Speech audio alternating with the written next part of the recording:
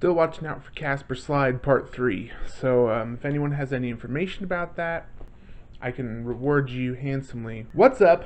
I'm Trent Windsor. We're here in search of the perfect shuffle. It's time for another segment of clearing out the archives where I shuffle my music and whichever album pops up, that is the album I review song by song. If a song is more than 50% skippable, if I would skip it more than half the time, I say get rid of it, not worth your time. If a song is less than 50% skippable, if I would listen to it more than half the time, I say it's a worthy addition for your perfect shuffle. Last time we shuffled our music and the album that popped up was Disease by Beartooth.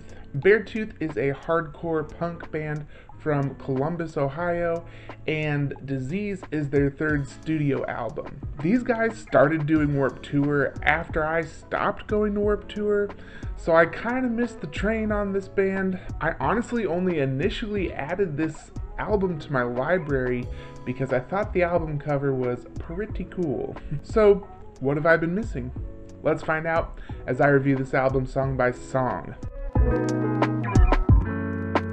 The first song is called Greatness or Death, and it starts out with some acoustic guitar, some light singing, but quickly transitions into some screamed vocals and some very heavy-handed, hard guitar and drum parts. It's a pretty visceral change and a really attention-grabbing way to start the song and to start the album. It's got these big, beefy guitar runs. The guitar sound is so thick, it's just a wall of sound. There is an undeniable pop element to this song, and you'll see it throughout this album. The hooks are a lot more catchy and a lot more melodic than a lot of other hardcore bands you might hear. Kind of reminds me of Slipknot in certain aspects where they may have heavy and hardcore elements, but they'll still have melodic and sung chorus. I absolutely love the breakdown on this song. This is a really sick breakdown, and it starts off with the phrase, "Sickness is in season," which is so scary now. This album came out in 2018.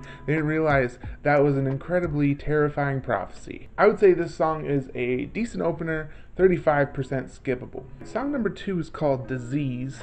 And it's a little bit more poppy, a little bit more melodic. Let's just say it's a lot closer to Shinedown than it is to Slipknot. It's got a very nice instrumental breakdown with some pretty slick guitar parts. There's some OOOs in there, which I'm not quite sure how I feel about those onomatopoeia lyrics, but it is what it is.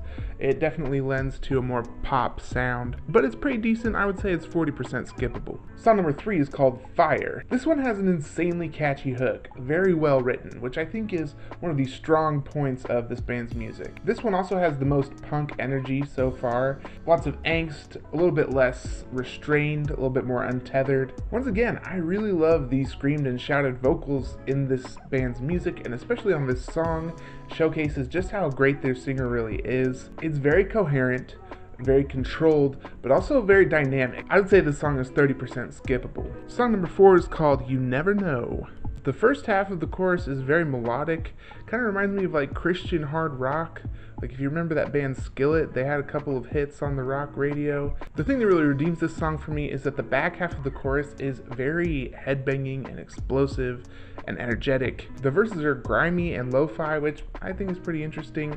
I would say this song is also 40% skippable. Song number 5 is called Bad Listener. This is much more hardcore than the previous song. I really love the hook, the tagline for this song, which is, "I'll be banging my head until my brain rots." I mean, that really speaks to the inner rocker in me, you know, the guy who in 8th grade grew out his hair so that he could bang his head. Once again, a thick wall of sound from the guitars. It really just hits you right in the gut. Lots of screamed vocals, very angry, very passionate.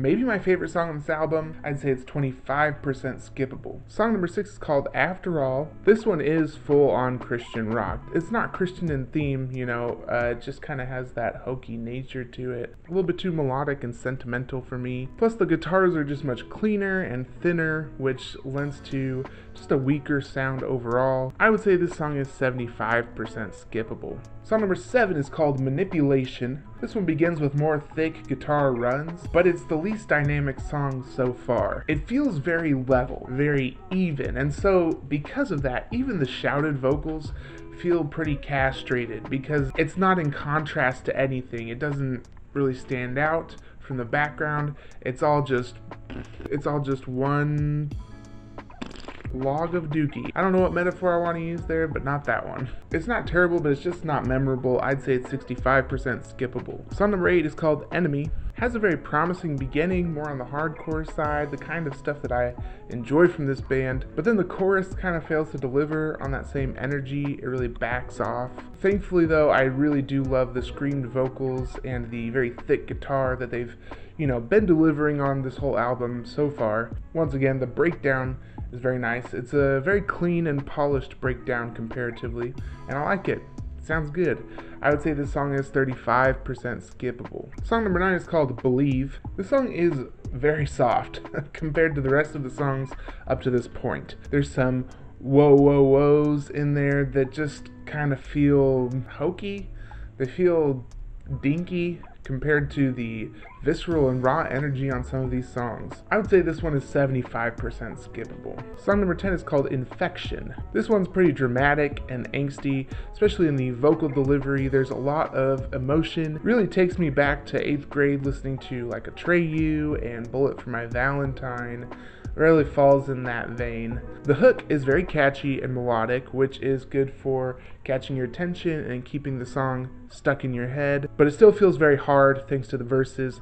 I would say this song is 35% skippable. Song number 11 is called Used and Abused. We get the energy back. It's 100% energized. You can feel it in every aspect of this song. The angst here is just palpable, and once again, middle school me absolutely loves that. The thing I really love about this song is the very solid and melodically interesting breakdown. I think the band does a good job on this album of doing this with their breakdowns, where it's a little bit more melodic. There's a little bit more intrigue to the breakdown than just dun dun dun dun dun dun dun dun dun dun dun.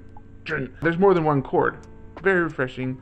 I would say it's 30% skippable. Song number 12 and the final song on the album is called Clever. It's pretty confusing to me how weak this song is, especially as a closer. It's like they were in a fight and they were just punching, and then at the end they decided to poke. Just one little poke. When it could have been a knockout punch, it could have been the deciding factor. It was just a little... All of the machismo and energy and power of the previous songs is totally gone. I would have to say it's 80% skippable. Mathematically, adding everything up, this album as a whole is 47% skippable. Beartooth at their best delivers hardcore punk that is energized and filled with angst and really electrified by solid performances from each member of the band. The instrumentals are thick and heavy, the vocals are perfectly delivered, at their best. Unfortunately, on some songs that kind of drift toward like the butt rock, mainstream cringy hard rock, they kind of fall down that hill a little bit. But in the end, I feel that there are more highlights than skips. Alright, let's shuffle our music, see which album I'll be reviewing next.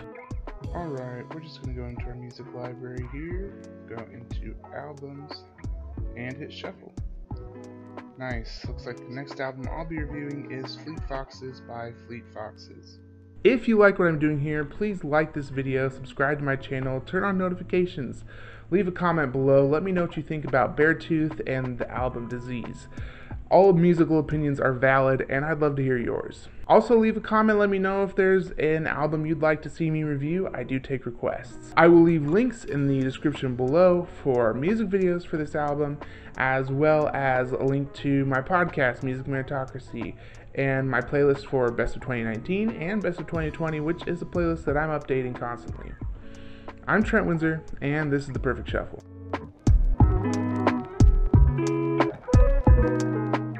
I missed the boat, I missed the Uber, whatever thing I missed it.